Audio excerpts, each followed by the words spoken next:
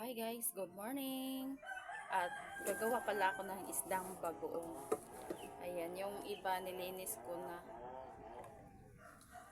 Kalahating kilo lang guys. Nagawa na ako nito dati. Tapos uulit na naman ako nito. Kasi request ng mama ko. Tinatanggalan ko siya ng ulo at saka yung laman loob. Ito po, oh. Yan, fresh na fresh. Kalahating kilo lang. Hinihiwalay ko yung ulo. Ayoko nang may ulo at saka laman loob. Maitim kasi yung sabaw niya. Kinilinis ko talaga to ng mabuti. Yan.